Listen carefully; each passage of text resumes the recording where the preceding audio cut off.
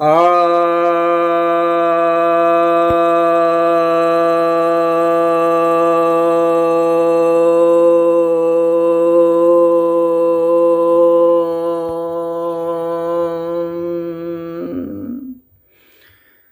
सभी भक्तजनों को सप्रेम नमन। भक्तों, आज मैं आपके समक्ष नारद भक्ति सूत्र के 18वें सूत्र की व्याख्या करने जा रहा हूं। यह 18वां सूत्र कहता है, आत्मरत्य अविरोधेन इति सांडिल्यः। अर्थात जो सांडिल्य ऋषि हैं उनके अनुसार आत्मा में रत होना बिना किसी विरोध के, यानी बिना किसी व्यवधान के, यह भक्ति है। तो नारद जी ने कई प्रसंग बताए हैं कि गर्ग ऋषि के हिसाब से क्या है, तो व्यास ऋषि के हिसाब से क्या है, तो यहाँ सांडिल्य ऋषि के हिसाब से भक्ति क्या है, भक्ति किसे कहते हैं, वह यहाँ बता रहे हैं। तो यह कह रहे हैं सांडिल्य ऋषि की भक्ति उसे कहते हैं जब हम आत्मा में ही रत करें, यानी हम स्वयं में ही रत करें। तो आत्म के द्वारा आत्मा में ही रत करना, उसी में लीन हो जाना, उसी में मोद मनाना, उसी में आनंद मनाना, तो आत्मानंदी हो जाना, वह भक्ति है। जब तक हम आत्मा में रत नहीं रहते हैं तब तक हम भक्ति की साधना में तो माने जा सकते हैं, लेकिन भक्ति में नहीं। भक्ति के लिए तो हमें इस पदार्थ जगत से, इस द्वंद्वात्मक जगत से, जहाँ के विरोध होते हैं, उन विरोधों से हमको परे जाना है। इसीलिए कह रहे हैं अविरोधेन, यानी जहाँ विरोध नहीं होता और जहाँ द्वंद्व होगा वहाँ विरोध होगा। तो कह रहे हैं जहाँ विरोध नहीं है वहाँ पर जाके लीन हो जाना, वहाँ पर रत हो जाना। इसीलिए यहाँ पर उन्होंने आत्म शब्द का प्रयोग किया है। आत्म का अर्थ हो गया वो चिन्मय सत्ता, आत्म का अर्थ हो गया जहाँ द्वंद्व नहीं है, आत्म का अर्थ हो गया जहाँ विभाजन और संयोजन की घटना नहीं घटती है, ये पूरा जहाँ समग्रता है, एकत्व है। तो जहाँ पर खंड खंड नहीं है, जहाँ नानापन नहीं है, वह स्थिति आत्मा की है।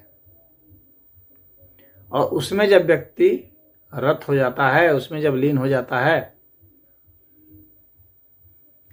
तो आत्मा के विषय में ज़्यादा यहाँ पर कुछ नहीं बोलूँगा, इतना ही बता दिया हूँ। बाकी आप गीता की जो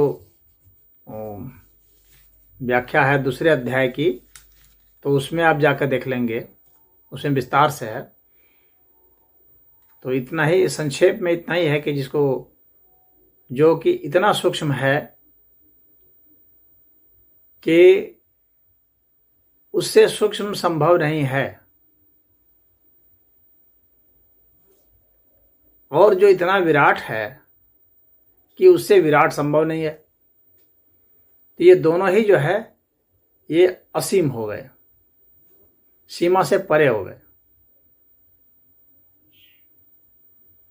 वहां पर हम यह नहीं कह सकते कि यहाँ पर यह चीज़ है, यहाँ ये समय है, या जैसे फिजिक्स में बतलाते हैं ना ये समय है, तो जो समय से परे हो गया, जो द्रव्यमान से परे हो गया, जो स्थान से परे हो गया, तो इन सब चीज़ों से जो परे हो जाता है वह आत्मसत्ता है। जब तक हम स्थान में बरत रहे हैं, स्पेस में हैं, टाइम में हैं और मास में है, द्रव्यमान में, तब तक तो हम इस भौतिक जगत में ही तो हैं। और जब तक भौतिक जगत में है तब तक भौतिक जगत के जो नियम हैं जो फेनोमेना है, जो फिजिक्स के लॉ है, वो हमारे पर लागू होते हैं। तो वह आत्मा के तहत नहीं आएगा, वो आत्मा की स्थूल अभिव्यक्ति के तहत आएगा। वह स्थूल आत्मा में आ सकता है, वह सूक्ष्म आत्मा में भी आ सकता है, परंतु वह दिव्य आत्मा में नहीं आएगा, वह विराट आत्मा में भी नहीं आएगा। विराट आत्मा मतलब कि उसके विस्तार का फिर अंत यहां नहीं मिलता है। जैसे यूनिवर्स के भी विस्तार का हमें अंत मिलता है, तो जितने भी अनंत यूनिवर्स होंगे वे सब जिसके तहत आ जाते हैं। वह जो सत्ता है वो विराट आत्मा की है। तो आत्मा के जितने भी एक तरह से रेंज हैं, दिव्य आत्मा, सूक्ष्म आत्मा, विराट आत्मा, स्थूल आत्मा, ये सारे जो रेंज हैं, देह आत्मा, इन सारे रेंजों में जो एकदम एक समान होकर के रथ है,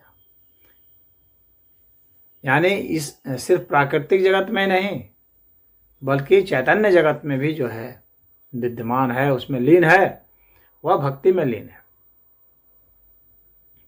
कुछ लोग खाली इसका अर्थ ऐसा भी लगा सकते हैं कि जो इस पदार्थ जगत से बाहर हो गए वो बाहर नहीं होंगे, इसको इंक्लूड करके ही उसमें शामिल होंगे। अगर बाहर हो जाएंगे तब तो इसके अभाव में हो जाएंगे, फिर वो पूर्णता नहीं होगी। तो इसको लेते हुए उसमें जो शामिल हैं, जो सभी प्राणियों को लेते हुए शामिल हैं, जो दुनिया को लेते हुए शामिल हैं, वे जो हैं वो पूर्ण भक्त होंगे, असली भक्त होंगे। हाँ, साधक के रूप में यह कह सकते हैं कि अभी जो है वह सिर्फ चैतन्य में है, तो इसमें नहीं है, द्वंद्व में नहीं है। तो पहले द्वंद्व से परे चले जाएंगे, चैतन्य में हो जाएंगे, फिर परम चैतन्य में हो जाएंगे। तो परम चैतन्य में हो जाएंगे तो भक्ति हमारी पूर्ण हो जाएगी। और जब परम चैतन्य में हो जाएंगे तो पूरा का पूरा अस्तित्व, जिसमें कि द्वंद्व जगत भी शामिल है, जिसमें सारी भावनाएं, काम, क्रोध, लोभ, मोह सब शामिल हैं, कोई चीज बाकी नहीं है, जिसमें हमारी सारी इंद्रियां शामिल हैं, जिसमें हमारी सारी गतिविधियां शामिल हैं, सारे कर्म शामिल हैं, सारे विचार शामिल हैं, सब कुछ जो इसमें शामिल है, जिसके बाहर कुछ भी नहीं है, वो सब इसमें आ जाएंगे। तो वह आत्मा का वह बहुत विस्तृत स्वरूप हुआ, विश्व रूप हुआ, तो वह विश्वात्मा है। तो आत्मा में जो रथ है, यानी कोई आत्मा बाकी नहीं रहनी चाहिए, न विराट आत्मा बाकी रहे चाहिए, न देह आत्मा, न जीवात्मा, न विश्वात्मा, न स्थूल आत्मा, न सूक्ष्म आत्मा, न दिव्य आत्मा, न परमात्मा। कोई आत्मा जब बाकी नहीं है, यहाँ आत्मा का मतलब ये संपूर्ण आत्म सत्ता से है। तो जो इन सब में समान रूप से लीन हो गया वह भक्ति में लीन है। इसीलिए भक्ति किसी को छांट करके, किसी को दुराग्रह पूर्वक भगा करके नहीं होती है। भक्ति सदैव इंक्लूसिव है, शामिल करके है सबको। तो गर्ग सांडिल्य ऋषि यही कहते हैं कि आत्मा में जो रथ हो गया, लीन हो गया, इसका अर्थ हो गया कि वह भक्ति में शामिल हो गया। तो भक्ति का अर्थ है जब हम सभी प्रकार के आत्माओं में लीन होते हैं। तो इसका मतलब नहीं है कि आत्मा के भिन्न भिन्न प्रकार ही हैं, एक तरह से प्रकार मैंने बोल दिया आपको समझाने के अर्थ में। वास्तव में ये एक सत्ता के ही ये भिन्न भिन्न स्वरूप न होते हुए भी हमें भिन्न भिन्न प्रतीत होते हैं, क्योंकि हमारी इंद्रियां इस तरह की हैं जो उसी सत्ता के एक रेंज को देख पाती हैं, समझ पाती हैं। जैसे एक बहुत, मान लीजिए कि एक इतना बड़ा, जैसे हम यही पृथ्वी है उदाहरण के लिए, तो पृथ्वी बहुत बड़ी है, तो हम कहाँ पृथ्वी को पूरा देख पाते हैं, एक साथ नहीं देख पाते हैं। तो हम अपनी आंखों से जहां तक दिखते हैं उतने ही तक उसको मानते हैं। तो इस तरह से हम मान लीजिए पूरे पृथ्वी को घूम घूम करके चारों ओर से देख लें, कोई चीज बाकी रह जाए तो वैसा मान लें। तो ऐसा नहीं कि पृथ्वी इस तरह से खंड खंड हो गई, बल्कि हमारी दृष्टि खंड खंड है, हम अभी देख नहीं पा रहे हैं। तो हमारे जो रेंज है उससे हम देख लेते हैं। तो उस अर्थ में ही ये आत्मा जो एक पूरा समग्र अस्तित्व है, आत्मय है, उसी को हम पूरे का पूरा जब हम महसूस कर लेते हैं, अनुभूत कर लेते हैं, तो वह आत्मा में रत हो जाना होगा, संपूर्णता से रत हो जाना होगा। तो यही यहाँ पर सांडिल्य ऋषि का मतलब है कि जैसे कि एक ऐसा हो सकता है कि समुद्र में एक मछली तैर रही है। मान लीजिए मछली हैं, समुद्र हैं, समुद्र की लहरें हैं, तो हम मछली हैं, तैर रहे हैं, तो वो समुद्र जो है उसको परमात्मा मान लें, उसमें हम तैर रहे हैं। तो अभी हम परमात्मा को महसूस कर रहे हैं, लेकिन हम अपना अस्तित्व बनाए हुए हैं। तो उस तरह से आप एक और चीज़ मान लें कि आप नमक का डला है और उसमें समुद्र में गए हैं और उसमें आप घुल गए। अब आपका भिन्न अस्तित्व तो नहीं पता चल रहा है, आप उसी पानी में आप मिल गए हैं, लेकिन फिर भी आपका एक अस्तित्व उसमें बना हुआ है। भले आप उसमें घुल गए हैं, बाहर से पता नहीं चल रहा है, लेकिन आप नमक के रूप में उसके टेस्ट में तो आप आ ही न गए हैं पानी में, तो उसमें कुछ आपका आ गया है, लेकिन आपको ऐसे दृष्टिगोचर नहीं हो रहा, तो वो आप लीन हो गए, आप समाधिस्थ हो गए। अब एक तीसरा लीजिए कि बस पानी है तो बस उसमें आप पानी ही हैं, तो पानी में पानी ही मिल गया है, तो अब जो है वो एक रस हो गया, अब उसमें कहीं कोई भिन्नता नहीं रही, तो वह जो है केवल अवस्था हो जाती है। तो इस तरह से समझिए, वह जो है वह पूरी लीनता है, तो वह पूरी आत्मरति है। तो आत्मरति तो मछली की भी है, और एक जो मछली नहीं है जो बाहर से देख रहा है, तो उसकी भी एक तरह से रत्ती है कि भाई वो कम से कम सागर के करीब तो पहुंचा, एक सागर को हाथ तो लगाया, एक तैर के बाहर आ गया, और एक है कि उसी में तैर रही है मछली, वह अवस्था। एक है कि जो नमक का डला जैसा है, जो कि उसमें जाकर घुल गया, उसमें मिल गया, एक रस हो गया एक तरह से, हालांकि स्वाद के अर्थ में बचा हुआ है, उसमें अदृश्य हो गया वो।